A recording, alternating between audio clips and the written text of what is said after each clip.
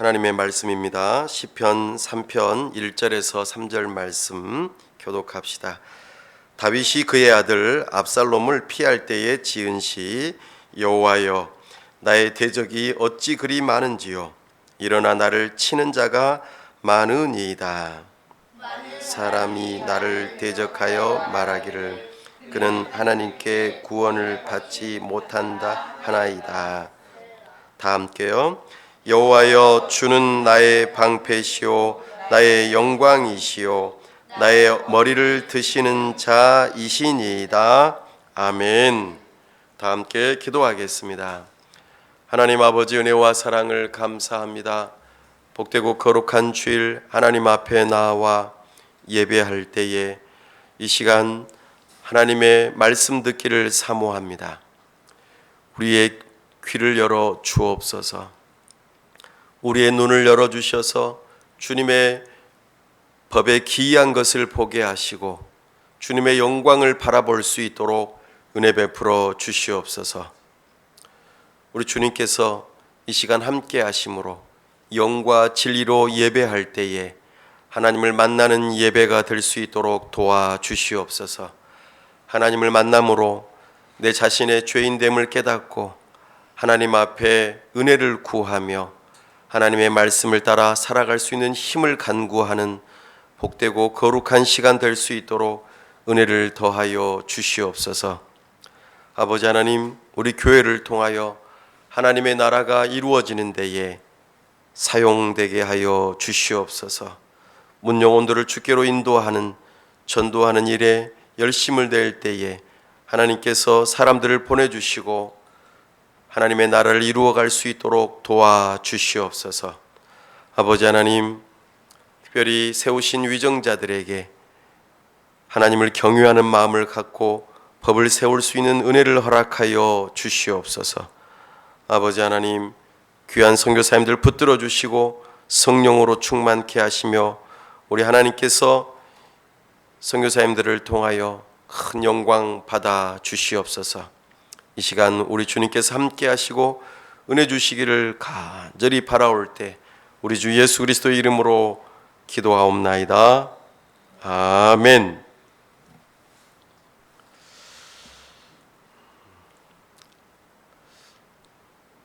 오늘은 인생의 벼랑 끝에 선 그대에게 6번째 시간, 이제 마지막입니다. 나의 구원자 하나님이라는 제목으로 주의 말씀을 선포합니다. 한번 받아가겠습니다. 나의 구원자 하나님. 나의 구원자 하나님.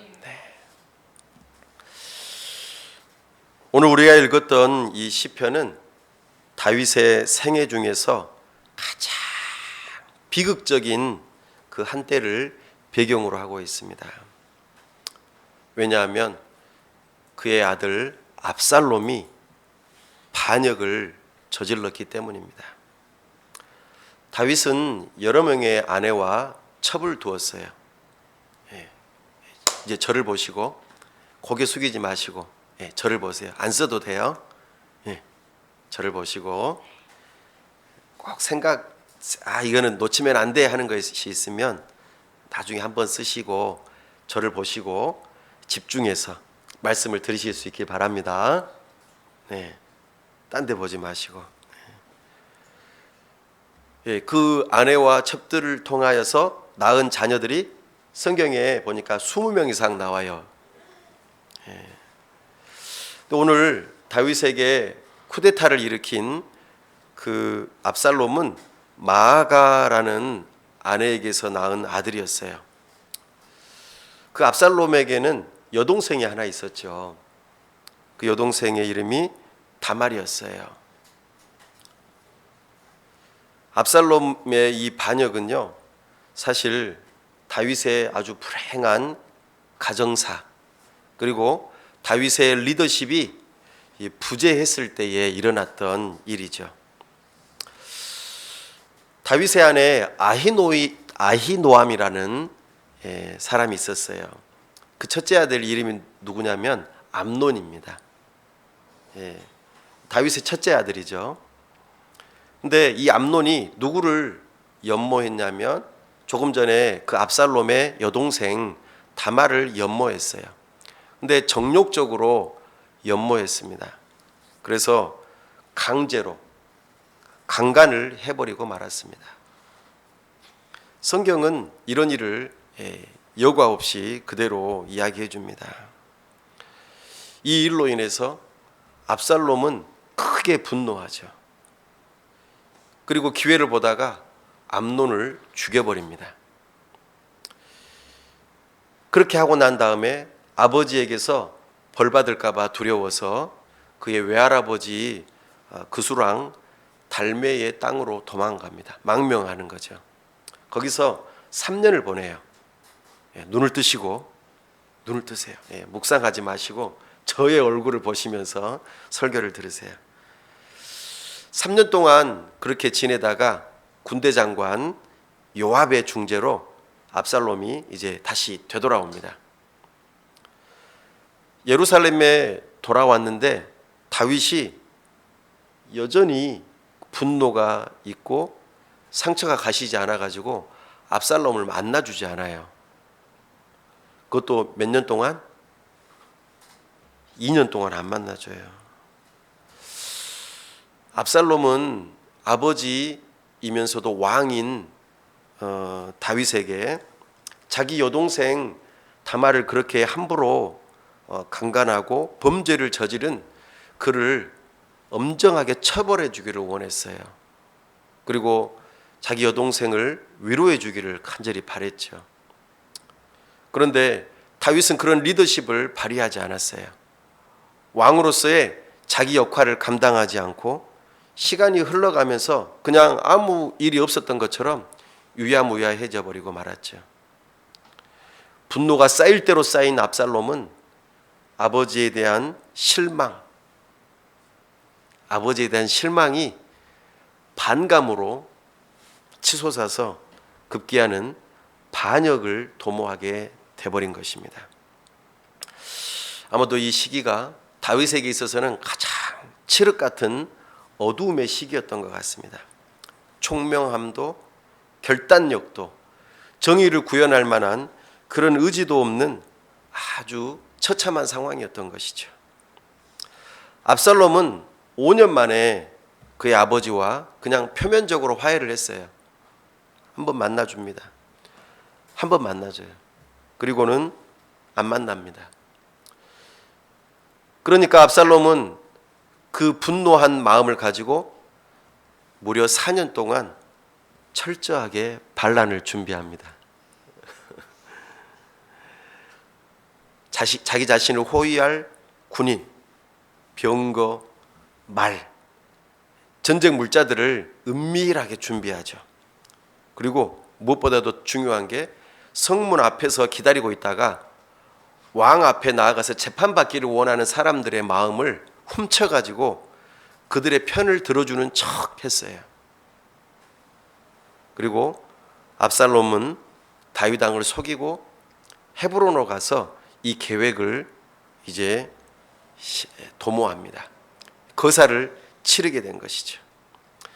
무엇보다도 다윗에게 아주 신뢰를 한 몸에 받고 있던 군대 장관 아히도벨을 자기 편으로 만들어요. 그리고 아주 유명한 인사들 200명을 이렇게 모아가지고 예루살렘에 있는 그들을 모아가지고 그냥 식사 자리로 모았는데 그 같은 편인 것처럼 만들어가지고 그렇게 쿠데타를 일으킵니다. 그리고 자기 자신이 이스라엘의 왕이 됐다라고 막 사람들한테 선포하기 시작하죠. 다윗은 꿈에도 이런 일이 일어날 거라고는 생각을 못했어요. 그리고 다윗은 모든 사람들의 민심이 자기가 아니라 정말 압살롬에게 갔다라는 이것을 들으면서는 황급하게 예루살렘을 떠나면서 도망가기 시작합니다. 다윗이 기드론 시내를 건너서 광야길로 향하게 됩니다. 이때 다윗을 사랑하는 많은 백성들이 눈물로 다윗을 배웅하죠. 그의 일이 있기 전에 왕궁을 떠나 이렇게 다윗이 자기 백성들과 함께 황급히 감람길로 올라갈 때에 이렇게 올라갑니다. 자기의 머리를 하나님 앞에서 가리고 황급히 맨발로 도망가는 거예요. 어떻겠어요? 다윗의 마음은 정말 비통한 슬픔과 처참한 마음을 가지고 정말 하나님의 징계에 대한 겸손한 마음을 가지고 머리를 가리면서 도망을 갑니다. 다윗은 자기 인생에 있어서 그 어떠한 상황보다도 최대의 위기 가운데 있게 됩니다. 마치 인생의 벼랑 끝에 선 것과 같은 상태에 있었습니다. 이런 고난과 시련 속에서 다윗은 하나님의 성품을 묵상하게 됩니다. 참으로 하나님께서 다윗의 영혼을 향한 하나님의 역사를, 은혜의 역사를 오늘 시를 통하여서 묵상하면서 기록하고 있습니다. 아주 어려움 가운데 있을 때에 오히려 다윗은 겸손한 마음을 가지고 하나님의 성품, 하나님의 어떠하심을 묵상하게 된 것입니다. 그때에 참으로 하나님의 놀라운 은혜를 깨닫기 시작한 것입니다. 다윗이 과거에 밧세바와의 음란의 범죄, 그리고 가장 충성스러운 우리야, 그를 향한 배신과 살인, 이것이 결국에는 압살롬의 반역으로 이어지게 되었고, 이런 사건들을 통하여서 하나님을 향한 아주 신령한 지식이 생겼다는 거예요. 오늘 다윗이 시편 말씀을 통하여서 하나님이 어떤 분인지를 깨닫게 된 것을 세 가지로 이야기합니다.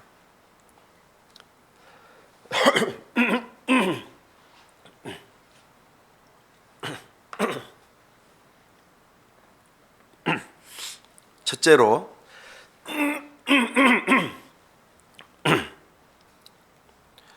하나님은 나의 방패이시다, 이것을 깨닫게 됩니다. 당시에 이스라엘 병사들이 주로 사용하는 방패가 크게 두 가지가 있었어요. 하나는 마켄이라고 하는 방패였습니다. 이 방패는 높이가 한 1m 정도 돼요. 이 정도 되겠네요. 그리고 폭이 한 50에서 70cm 정도 되는 대형 방패였습니다. 이 방패는 단단한 나무와 가죽으로 이렇게 쌓여 있었습니다. 이 방패를 딱 세워 놓으면은 적의 화살로부터 엄폐할 수 있었어요. 적의 화살이나 칼의 공격에도 아주 효과적으로 자신을 보호할 수 있었죠. 또 두 번째로 사용되어진 방패가 있었습니다. 이것은 셀레트라고 하는 무기였는데 지름이 한 30에서 60cm 정도, 이 정도 되는 원형 또는 타원형의 소형 방패였어요. 한 손으로 끼고 이렇게 막는 거예요. 그리고 칼로 싸우고 맞고 싸우고 이렇게 하는 거죠. 적의 창의 공격이나 칼의 공격을 재빠르게 막고 그리고 공격하는 것이었죠. 근데 오늘 이 성경에 나오는 주는 나의 방패시오라고 할 때 이 방패는 마켄입니다. 여기서 우리가 두 가지를 이해해 볼 수 있습니다. 하나는 얼마나 적의 공격이 무시무시했는지, 다윗에게 있어서 엄청난 데미지를 입게 하는 공격들이 있었다는 것 한 가지와, 하나님께서 다윗을 완벽하게 지켜 보호해 주셨다라고 하는 이것이 두 가지 의미가 있습니다. 다윗은 이런 방패이신 하나님을 발견합니다. 그런데요, 그 적들의 공격이 어떤 것이었는지 살펴보면은 오늘 이 시편의 배경이 되는 본문은 사무엘하 15장에 있습니다. 거기 보니까 다윗에게 고통을 준 것이 압살롬의 반역뿐만 아니라 사람들의 비난이 하나가 있었습니다. 다윗이 바후림이라고 하는 곳에 이르렀을 때에 사울의 지방 사람이자 베냐민 지파의 게라의 아들인 시므이가 갑자기 나타나 가지고는 다윗을 저주하면서 욕합니다. 이렇게 욕합니다. 피를 흘린 자여, 사악한 자여, 가거라, 가거라. 사울 족속의 모든 피를 여호와께서 내게로 돌리셨도다. 그것은 다윗이 하나님께서 기름 부어 세우신 사울의 가문을 멸망시켰다는 비난이었어요. 그런데 한번 생각해 보세요. 다윗이 사울을 직접 죽였습니까? 다윗의 가문을 멸망시켰습니까? 다윗은 2번이나 사울을 죽일 기회가 있었지만 죽이지 않았어요. 왜냐하면 하나님께서 세우신 권위자를 존중했습니다. 심지어는 그의 아들 요나단과 특별한 언약 관계로 있어가지고 요나단의 아들 무비보셋을 따뜻하게 맞아주고 그가 장애를 가지고 있음에도 불구하고 그를 사랑해주고 그리고 왕의 식탁에서 먹여주었습니다. 이런 비난은 옳지 않은 것이죠. 오히려 사울이 스스로 교만해져서 하나님 앞에 버림받았던 것을 우리는 압니다. 정말 시므이는 이 말도 안 되는 것으로 다윗을 비난했죠. 뿐만 아니라 다윗이 잘못된 것을 꼬집으면서도 말도 했어요. 다윗의 마음을 더욱 아프게 했던 것은 밧세바와의 간음 사건, 그리고 그의 남편 우리아를 죽이는 데에 앞장섰던 사건, 이것에 대해서는 할 말이 없었어요. 다 사실이었기 때문에 그의 비난을 겸허히 받아들였습니다. 정말 그 일로 인하여서 밧세바가 아이를 낳았는데 그 아이가 어떻게 됐습니까? 죽임을 당했잖아요. 하나님께 간절히 살려달라고 금식 기도했지만 하나님으로부터 징계를 받았습니다. 그리고 하나님께 용서를 받았죠.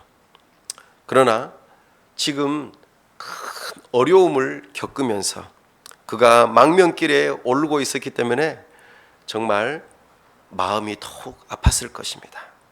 시므이는 다윗을 향하여서 돌을 던지면서 흙을 뿌리면서 저주하는 거예요. 이러니까는 다윗의 장군 아비새가 당장 시므이를 죽이겠다고 나서는 거예요. 다윗이 어떻게 대합니까? 안 돼. 멈춰. 내 몸에서 난 아들도 내 생명을 해하려 하거든. 이 베냐민 사람이랴. 여호와께서 그에게 명령하신 것이니까 그가 저주하게 내버려 두라고 말하죠. 참으로 벤자민 워필드라는 목사님께서 이 시편을 해설하시면서 말씀하신 것이 다윗이 아이러니하게도 하나님의 징계를 받는 과정 속에서 하나님을 더욱더 알아가게 되었다라고 말합니다. 우리가 평안할 때에도 하나님을 알 수 있지만 가장 힘들고 어려울 때에 우리는 하나님을 알 수 있습니다. 그래서 벤자민 워필드는 이렇게 표현합니다. 다윗이 우리아의 아내와 또 우리아의 아내 밧세바를 취하였던 간음 사건, 그리고 아들로부터 쿠데타를 받았던 이 어려움을 겪지 않았다면 이 하나님을, 나의 방패이신 하나님을 알지 못했을 것이라고 말합니다. 여기에는 깊은 복음이 담겨 있습니다. 다윗이 이렇게 쫓겨가고 비난받는 과정 속에서 특이한 행동을 하나 합니다. 사무엘하 15장에 보면은 다윗이 법궤를 가지고 가지 않아요. 법궤가 뭡니까? 하나님 앞에 성전에 있고 제사를 드릴 때에 필요한 것이지 않습니까? 그러면서 이 법궤는 왕의 정통성을 증명해 주는 아주 중요한 거예요. 그런데 다윗이 이 법궤를 가지고 가지 않아요. 왜 그랬을까요? 오히려 아들이 있는 그 왕궁에 왜 내버려 뒀을까요? 다윗은 도망가면서 이렇게 말합니다. 하나님이 허락하시면 내가 돌아와서 법궤를 다시 볼 것이다. 하나님을 향한 굳은 신뢰를 보여주고 있습니다. 과거에 사사기에 보면은 엘리가 제사장일 때에 블레셋과의 싸움에서 법궤를 들고 나가잖아요. 왜냐하면 블레셋이 너무나 강하기 때문에 뭔가 의지할 만한 것이 필요했어요. 그래서 이들은 하나님을 의지하기보다는 법궤를 의지하면서 법궤를 들고 나가면 우리가 이길 것이다 라고 생각했어요. 그런데 어떻게 됐습니까? 법궤를 빼앗기게 되고 전쟁에서 지고 말았지 않습니까? 그렇습니다. 다윗은 이 사사기의 사건을 이미 알고 있었어요. 그리고 하나님께서 나를 징계하시지만은 틀림없이 회복시켜 주실 것이라는 믿음을 갖고 있었던 것입니다. 그래서 그 법궤 자체가 능력이 있는 것이 아니라 하나님과의 관계가 더 중요하다라는 것을 알았던 것이죠. 이것이 다윗의 믿음이었습니다. 다윗은 이런 고난을 통하여서 이것을 터득하게 되었다라고 말하고 있습니다. 심의와 같이 노골적이고 직접적인 모욕과 더불어 물리적인 위협도 계속해서 있었는데요. 이 도망가는 신세에 처량한 이 다윗이 참으로 마음 둘 곳이 없었습니다. 이런 상황 속에서 다윗은 어떻게 하나님을 향하여서 나의 방패라고 더 고백할 수 있었을까요? 오늘 우리가 읽었던 본문에서 여호와여 주는 나의 방패시오라고 3절에서 말하고 있는데 이거 히브리어 원문에서는 이렇게 말하고 있습니다. 야훼시여 당신은 나를 둘러싼 방패이십니다 라고 말합니다. 이것은 다윗을 보호하고 있는 방패가 당시 원수들로부터 공격을 당하는 그를 둘러싸고 보호하고도 남을 만큼 넉넉히 큰 방패입니다 라고 고백하는 것입니다. 사람들은 몰랐지만 사람들은 도망가는 그 다윗을 향하여서 이제는 끝장났구나 라고 생각했지만 다윗은 그 하나님이 어떤 분인지를 알고 있었던 것이죠. 그래서 일체의 하나님을 향한 비난보다는 하나님 도대체 이게 무슨 일입니까? 라고 말하지 않고 침묵 속에서 자기 자신의 생명과 자기 자신의 왕국의 운명을 하나님께 맡기고 지금 도망가고 있는 것입니다. 참으로 마치 전쟁터에서 하늘 위에 새카맣게 다가오는 그 적들의 화살을 오롯이 이 방패 하나가 다 막아주는 것처럼 그렇게 온몸으로 지금 다윗을 향하여서 보호해 주시는 하나님을 이 다윗은 경험하고 있다는 것입니다. 2절 말씀에 보니까 많은 사람이 나를 대적하여 말하기를 그는 하나님께 구원을 받지 못한다 이렇게 말하지만 다윗은 오직 믿음으로 이 고난을 이겨내고 있다는 것입니다. 가장 외로운 때에 아무도 나의 편이 되지 않는 것처럼 보이는 그때에 하나님께서 나의 방패가 되어주신다고 고백하는 것입니다. 다윗은 비록 몸은 도망가지만 누구에게로 지금 도망가고 있냐면 하나님께로 도망가고 있는 것입니다. 나의 큰 방패가 되어주셔서 나는 하나님 뒤에 숨는다. 그리고 하나님께서 내 대신 모든 사람의 무력과 비난의 화살을 우리 하나님께서 대신 받아주신다. 참으로 환난과 시련 속에서 고난을 겪고는 있지만 치명적인 상처를 받지 않도록 하나님께서 나를 지켜 보호하고 계신다. 나는 괜찮아. 나는 주님 안에 있으면 괜찮아. 비록 이것이 나의 지은 죄 때문에 일어난 징계이지만 그 징계 속에서도 하나님께서 나를 지켜 보호하신다.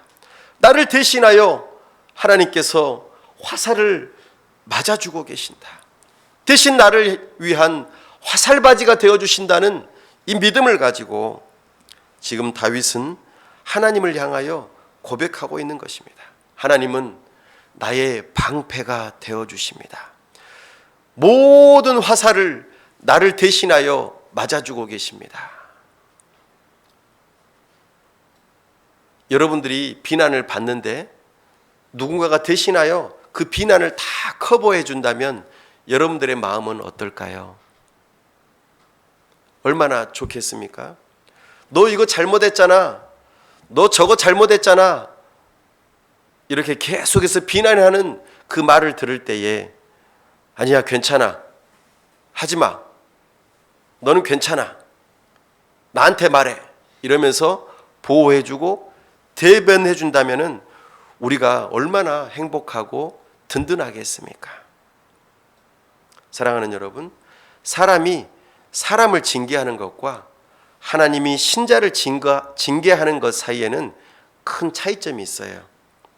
사람이 사람을 징계할 때에는 사람이 멀리 떨어져서 그냥 매질을 할 뿐이에요.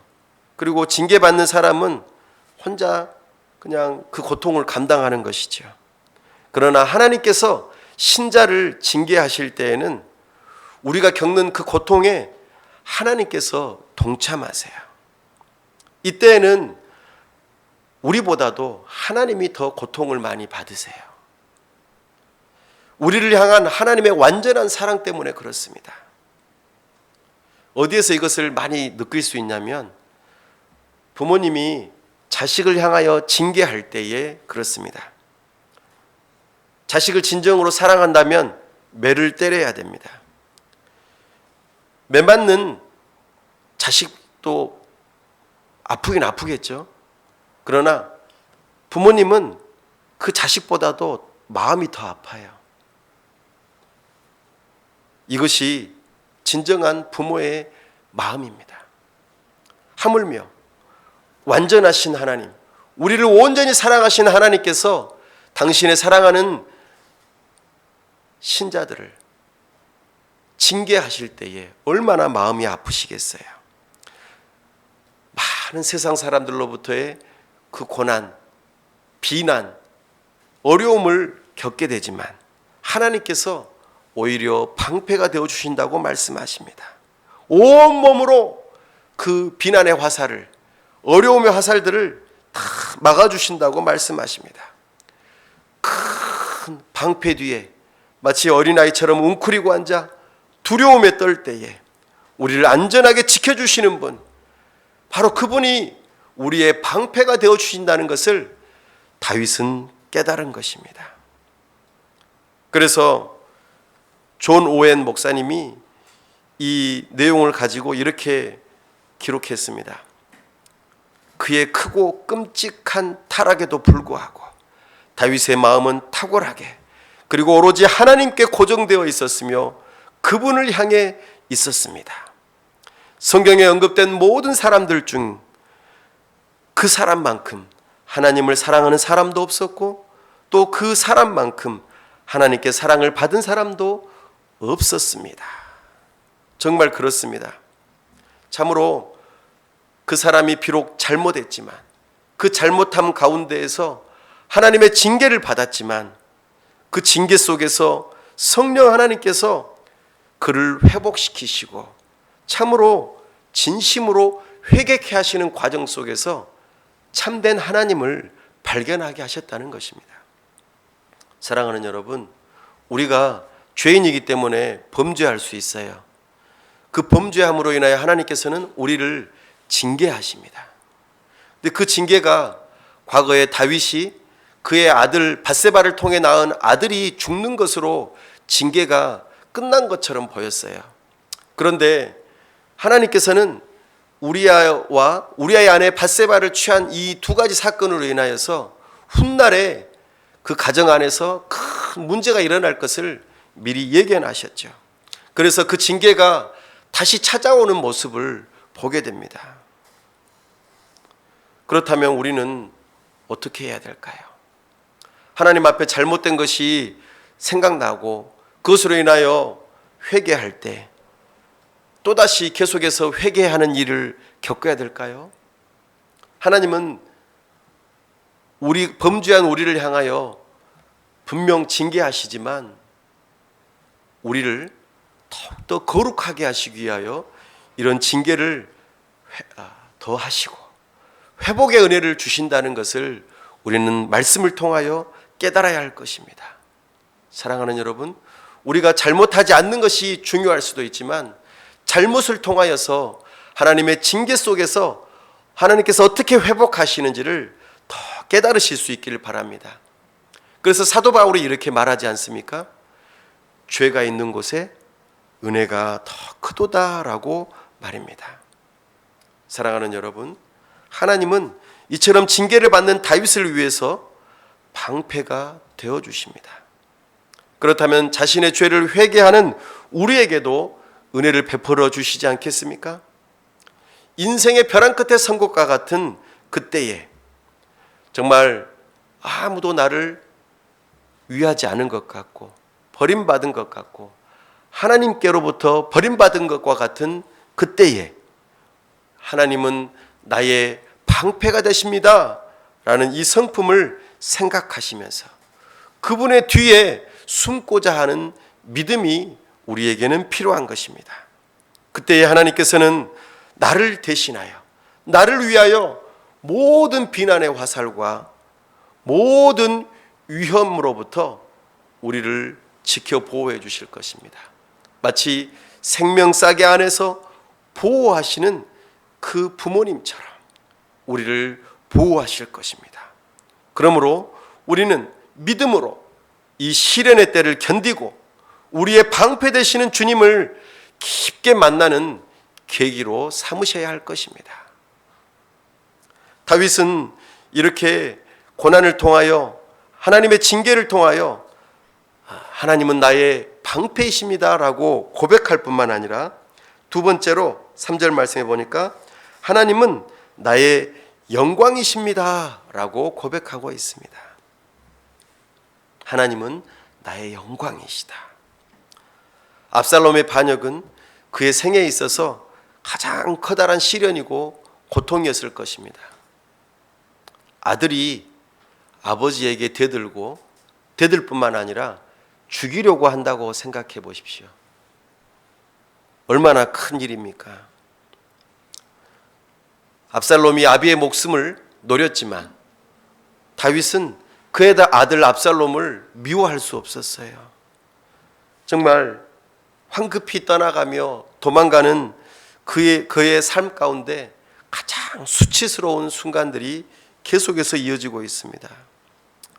아까 말씀드렸던 것처럼 둘도 없는 절친이었던 친구 요나단의 아들 절름발이 무비보셋, 그는 다윗의 피난길에 함께 오지 못합니다.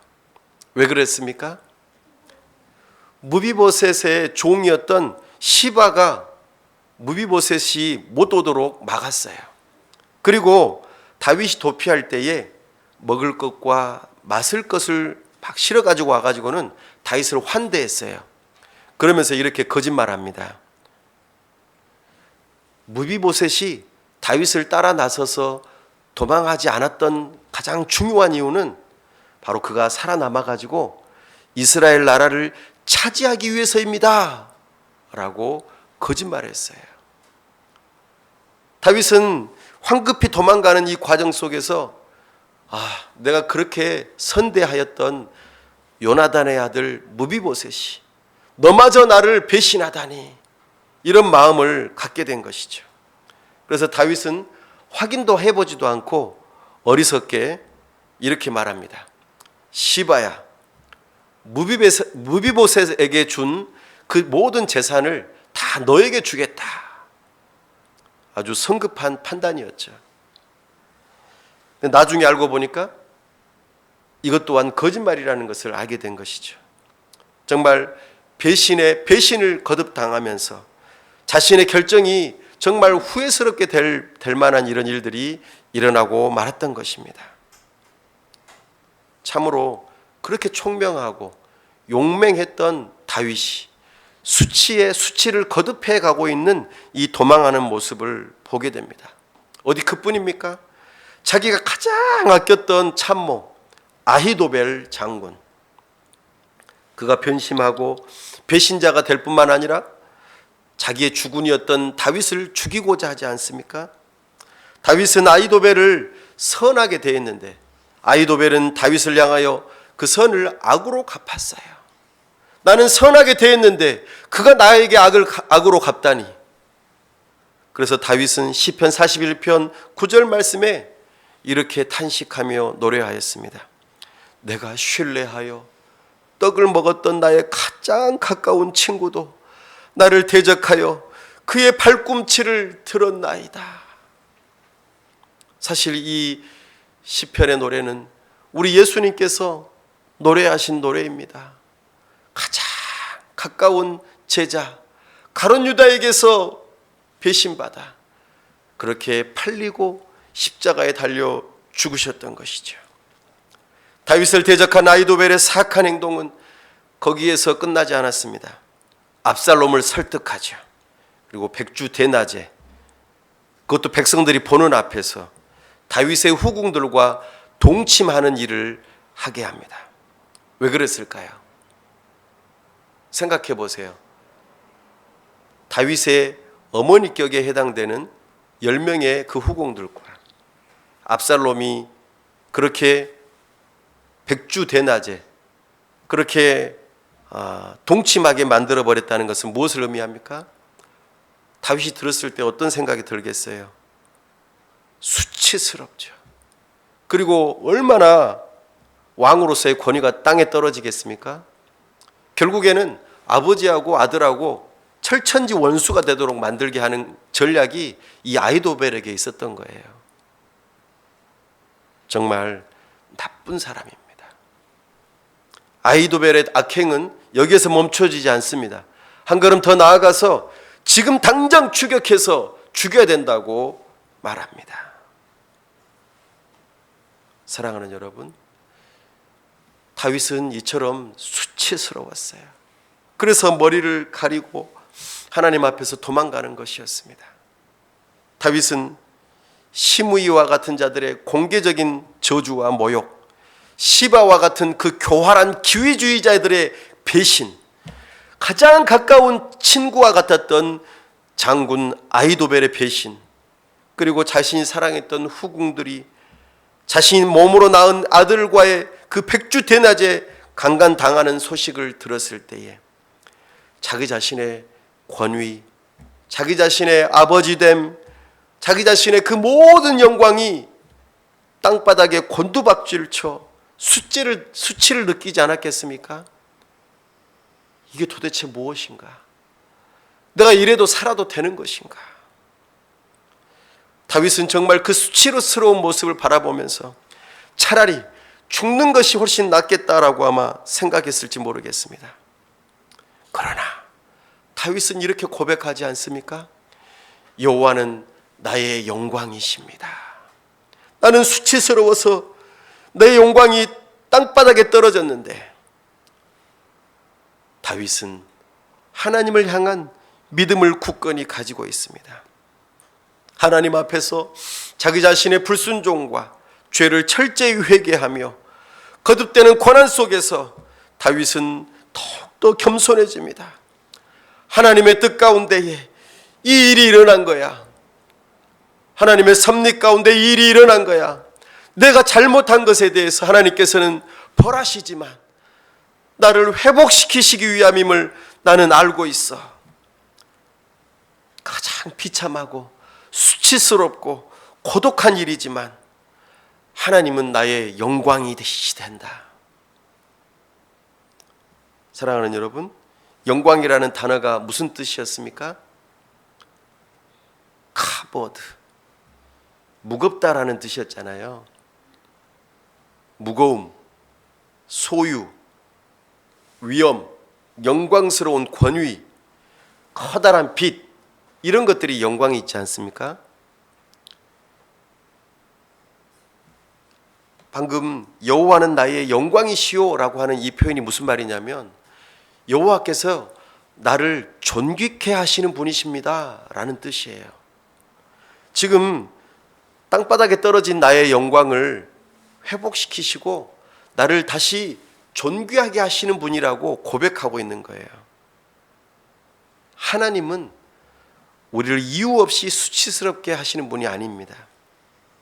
분명 나는 죄인이고 어리석고 내가 잘못한 것은 분명히 있지만 그것으로 인하여서 하나님의 영광을 가리고 수치를 당하는 것은 분명하지만 나를 거기에서만 그대로 내버려 두시지 않는다는 것을 다윗은 깨달은 것입니다. 다윗은 절망하면서 그래, 이판사판 막판이다, 어차피 이렇게 된 거 그냥 막 나가자, 이러지 않았습니다. 자포자기하며 자기 자신의 삶을 포기하지 않았습니다. 비록 내가 잘못했고 하나님의 영광을 가렸고 내 영광이 땅바닥에 떨어졌지만 하나님께서는 나를 그냥 그대로 내버려 두시지 않는다. 다시 하나님께서는 나를 영광스럽게 하실 것이라는 그 믿음을 가지고 있었습니다. 왜냐하면 자기 자신이 하나님을 사랑했고 하나님께서 다윗을 사랑하셨기 때문입니다. 그래서 그냥 나를 내버려 두지 아니하시고 다시 높이시고 영광스럽게 하실 것이라는 믿음을 갖게 된 것입니다. 그래서 어거스틴은 이 내용을 가리켜 이렇게 말합니다. 우리의 본성 안에는 죄밖에 없다. 어떤 것도 영광스러운 것이라는 것은 없다. 만약에 나에게 선한 것이 있다면, 나에게 영광스러운 것이 있다면 그것은 하나님께서 주신 것이다. 사랑하는 여러분, 정말 다윗이 이렇게 수치스러운 상황 속에서 하나님의 영광을 사모하지 않았다면, 믿음으로 바라보지 않았다면 정말 다윗은 그만 넘어지고 말았을 것입니다. 다윗은 알고 있었습니다. 자기가 쓰고 있던 왕관, 왕궁의 영광스러움, 그리고 자기 자신이 명령만 하면 무엇이든지 다 이루어지는 그런 상황들, 백성들이 다윗을 높이고 찬양했던 그런 영광들을 다 경험해 봤습니다.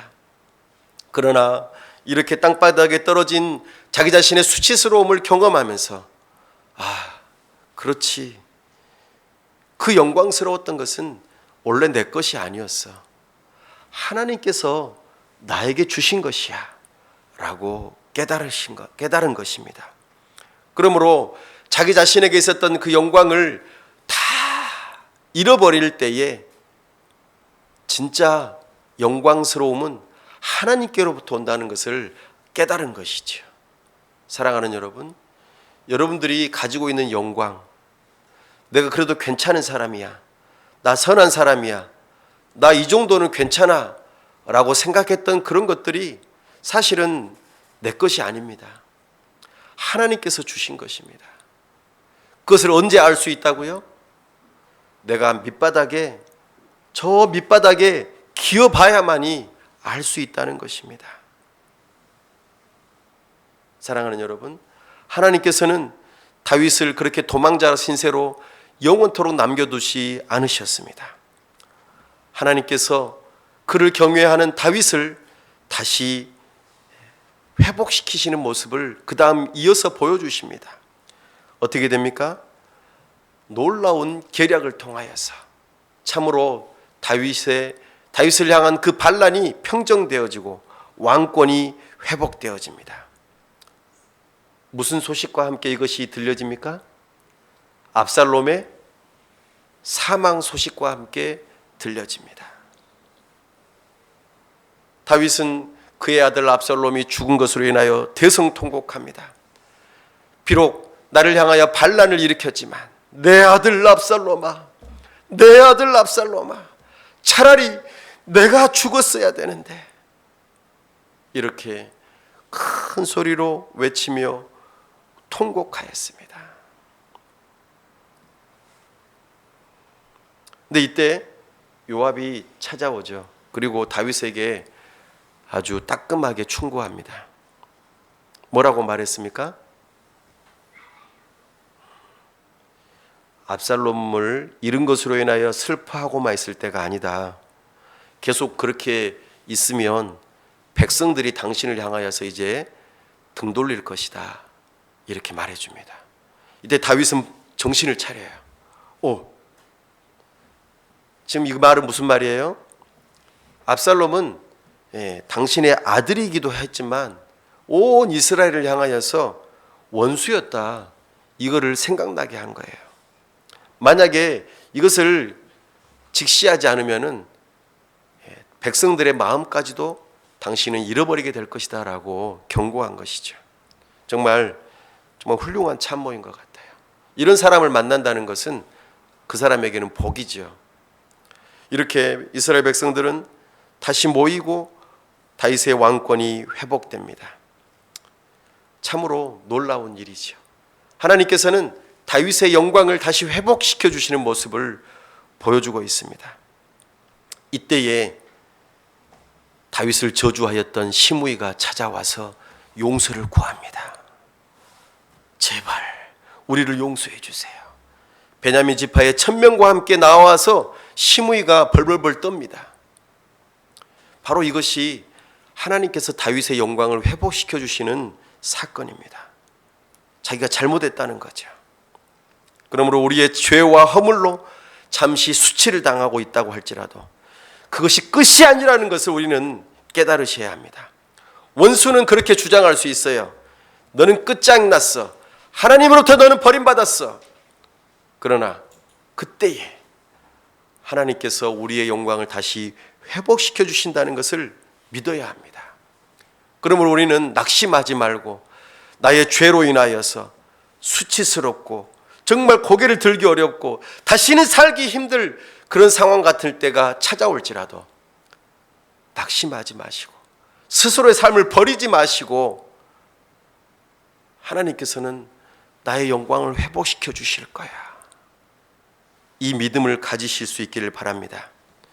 정말 잠시 수치를 겪을지라도 하나님을 경외하기를 배운 자들은 다시 하나님께서 나를 영화롭게 하신다는 믿음을 가지시고 다윗의 인생의 벼랑 끝에 선 것과 같은 그런 사실 속에서 다윗이 하나님의 성품을 묵상하며 그래 여호와는 나의 영광이시지 나의 영광을 다시 회복시켜 주시는 분이시야. 그러므로 하나님만을 의지하자. 하나님이 나의 영광이시지 내가 언제 영광스러웠던가 그 영광은 하나님께서 주신 것이지. 그러니까 나는 겸손하게 낮아지자. 그렇다면 하나님께서는 반드시 나를 높이실 거야. 이 믿음을 저와 여러분들도 함께 가지실 수 있길 바랍니다. 그렇게 다윗은 믿음으로 고백하며 마지막 세 번째로 여호와는 나의 머리를 드시는 자이시니이다 라고 고백합니다. 그렇습니다. 다윗은 이렇게 나의 머리를 드신다고 고백합니다. 이것은 마치 사람들이 왕 앞에 나아갈 때에 왕을 아련하는 그 과정을 떠올리게 합니다. 왕궁의 그 화려함 속에서 사람들이 왕 앞에 나아갈 때 어떻게 나아갑니까? 뻣뻣하게 고개를 들고 나아갑니까? 아니요. 왕 앞에 나아갈 때는 정말 머리 숙이고 겸손하게 무릎을 꿇기도 하고 심지어는 엎드립니다. 기어갑니다. 이렇게 두려운 마음을 가지고 궁정의 바닥에 고개를 떨군 상태에서 왕의 말을 기다립니다. 일정한 시간이 흐를 때에 왕의 친절한 말소리가 들립니다. 그대는 고개를 들라. 왕이 이렇게 말해주는 거죠. 보좌로부터 흘러나오는 왕의 친절한 그리고 위험 있는 목소리로 고개를 들라. 어디서 많이 들어보셨죠? 지금도 태국 가면은 그 태국의 왕을 만나려면은 함부로 만날 수가 없어요. 고개를 숙이고 옆으로 다리를 꼬아가지고 엎드려가지고 탁 손을 올리면서 왕을 만나야 돼요. 고개를 들라 이 표현은 왕이 호의를 베풀고 너의 억울함을 풀어주겠노라 하는 이런 의미로 말씀하시는 거예요. 과거에 왕을 향하여서 잘못 오해되어져서 그의 자리를 잃어버렸던 그런 사람들이 왕 앞에서 복권되어지는 일이 있었잖아요. 그 애굽의 그 요셉이 그 꿈을 꾼 사건으로 인하여서 술 따르는 관원이 복권이 되잖아요. 그때 이런 일이 있었던 거죠. 그래서 왕 앞에서 머리를 든다는 것은 그의 지위가 회복되는 것을 의미해요. 그러니까 다윗이 자기의 수치스러움 가운데서 하나님께서 나에게 영광을 회복시켜 주신다, 이 고백 가운데에 나타나는 것이 바로 뭐예요? 나의 머리를 드시는 분이시다. 정말 그렇습니다. 하나님은 내가 회개할 때에, 하나님 제가 죄인입니다, 고개를 숙일 때에 우리 하나님께서는 고개를 들라 말씀해 주시는 분이십니다. 하나님께서 높이고자 하는 자들은 반드시 높여주세요. 내가 낮출 때에 하나님께서는 높여주세요. 그런데 내가 하나님 앞에서 나를 높이고자 하는 자들은 하나님께서 낮추시겠다고 말씀하세요. 그래서 중세의 탁월한 신학자 토마스 아퀴나스는 이 시편 3편 3절을 해석하면서 이렇게 말합니다. 인간의 머리 곧 이름하여 정신이라고 하는 것은 죄로 말미암아 굽어져 땅을 향하고 있으나 하나님의 은총으로 말미암아 그것이 죄로부터 떨어져 하늘로 들려 올려질 때에 바로 그때 인간의 머리는 위로 들리워 올려지게 됩니다 라고 말합니다. 사랑하는 여러분, 우리 주님께서 우리의 머리를 드신다는 것은 죄와 수치로부터 회복시켜 주신다는 것입니다. 동시에 영적으로 새로운 사실들을 깨달아 영적으로 각성하는 일을 의미합니다. 내가 무지 가운데 죄인으로서 시험 속에서 정말 수치스럽고 정말 밑바닥에 있을 때에 우리 주님께서 우리의 머리를 들어주신다는 거예요. 다윗이 죄와 불순종으로 잠시 미끄러졌을지라도, 그가 수치심으로 인하여 고개를 들지 못할지라도 그를 영원히 그냥 그 상태로 내버려 두지 아니하시고 누구든지 자신의 죄를 회개하고 하나님을 향하여 떨리는 마음으로 주님을 향한 사랑으로 간절히 바라는 그를 향하여 하나님께서는 아버지로서 당신의 자녀들의 머리를 들게 하신다는 것입니다. 그러므로 사랑하는 여러분, 죄와 불순종으로 잠시 떠났던 그 자리, 하나님께서 우리에게 지정하신 자리로 다시 돌아오게 하신다는 사실을 믿으시기 바랍니다. 하나님께서는 우리의 죄로 말미암아 잃어버렸던 명예와 영광을 다시 회복시켜 주신다는 것을 믿으시기 바랍니다. 하나님을 향한 뜨거운 사랑을 다시금 회복시켜 주십니다.